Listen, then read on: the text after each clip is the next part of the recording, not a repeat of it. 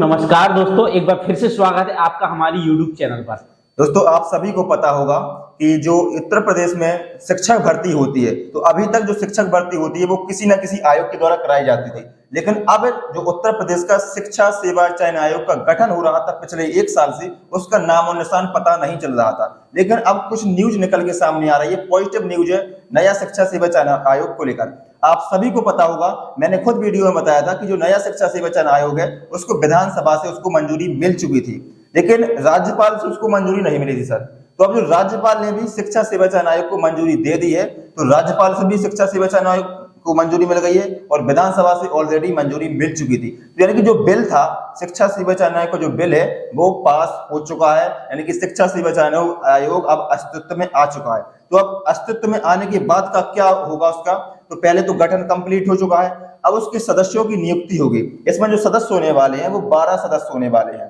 तो इससे हमें सर क्या फायदा होगा? इससे फायदा ये होगा कि जो भी शिक्षक भर्ती होगी आने वाले समय में उत्तर प्रदेश में, तो वो सारी की सारी शिक्षक भर्ती शिक्षा सेवा चयन आयोग ही कराएगा और अपना एक कैलेंडर जारी कर देगा। जिस प्रकार से एसएससी यूपीएससी अपना कैलेंडर जारी कर देता है कि इस डेट को फॉर्म आएगा, हाँ इस डेट को फॉर्म आएगा, इस डेट को एग्जाम होगा, इस डेट को ये होगा, तो इसी प्रकार से नया शिक्षा सेवा चयन आयोग भी अपना कैलेंडर जारी करेगा। तो इसका यही काम होगा।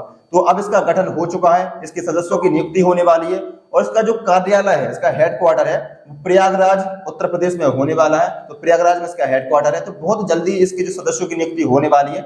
उसके बाद एक क्या काम करेगा, तो सबसे पहले इसका टारगेट होने वाला पेंडिंग एग्जाम, जो भी पुराने एग्जाम बाकी थे, जैसे कि आपको मैं बता दूं टीजीटी पीजीटी का जो एग्जाम है 2022 वाला, उसके फॉर्म भरा चुके थे 2022 में जून में। भाई साहब ने भी फॉर्म फिल किया था, तो उसका एग्जाम अभी तक नहीं हुआ था।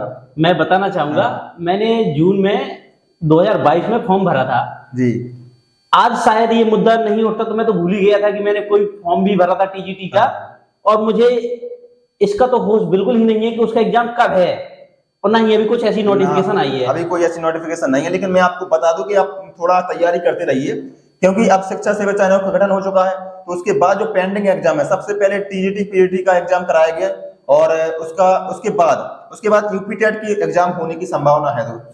एक की और मैं यहाँ कहूंगा, सुनने में ये आ रहा है कि टीजीटी का एग्जाम तभी कराया जाएगा, इसमें कुछ और वैकेंसियां ऐड होनी है। हाँ। तो एक बार फिर से हो सकता है फॉर्म आए, वो भरने के बाद दोनों लोगों का एक साथ ही एग्जाम होगा, तो ये उम्मीद है। हाँ, इसका यही है कि एक बार फिर से टीजीटी का नोटिफिकेशन आ सकता है और कुछ वैकेंसी उसमें और आ सकती हैं, तो उसमें जो नए कैंडिडेट हैं वो भी अप्लाई कर सकते हैं। तो जो पुराने कैंडिडेट थे और जो नए कैंडिडेट थे, दोनों का मर्ज करके एक साथ एग्जाम कंडक्ट कराया जाएगा। तो अब एक एग्जाम तो ये हो गया। सबसे पहले तो इस पर भी टारगेट करेगी नया शिक्षा सेवा चयन आयोग। उसके बाद यूपी टेट को टारगेट होने वाला है। तो यूपी टेट का जो नोटिफिकेशन है वो अभी तक तो नहीं आया है, पिछले 2 साल से नहीं आया है, और अब यूपी टेट का नोटिफिकेशन आ सकता है। लेकिन फिर यूपी टेट का नोटिफिकेशन आएगा तो फिर वही प्रॉब्लम, बीएड बीटीसी का जो केस चल रहा है, तो बीएड वाले इसमें अप्लाई कर पाएंगे या नहीं कर पाएंगे, तो ये तो आने वाला समय ही बताएगा। लेकिन यूपी टेट का नोटिफिकेशन बहुत ही जल्द, यानी कि 2023 के एंड तक आपको देखने को मिल जाएगा सर। लेकिन यूपी टेट से कुछ होने वाला नहीं है, कोई मतलब नहीं आएगा, कोई मतलब है नहीं, क्योंकि मेन उद्देश्य है सुपर टेट का। तो सुपर टेट कब होगा इसकी मैं खुद बताता था आपको कि 2023 के एंड तक हो जाएगा, लेकिन अब ऐसी कोई संभावना नहीं है। 2023 के तक एग्जाम होने की कोई ऐसी न्यूज नहीं है, और होना बिल्कुल मुश्किल है। तो मैं तो आपको यही सजेशन देना चाहता हूँ, अगर आप सुपर टेट की तैयारी कर रहे हैं तो सुपर टेट के साथ साथ कोई अदर वैकेंसी की भी तैयारी करते जाइए। बिल्कुल, कहीं ना देखो चारों तरफ हाथ मारो यार। ये समय आज का ऐसा है ना कि आपने इधर हाथ मारो तो जरूरी नहीं है कि वहां से आपका हाथ कुछ ना कुछ लेके चले आए। भाई ऐसा होना ही नहीं है। बिल्कुल। तो चारों तरफ हाथ आप चलाते रहिए, जहां फंस जाए और वहां से लेके आइए कुछ।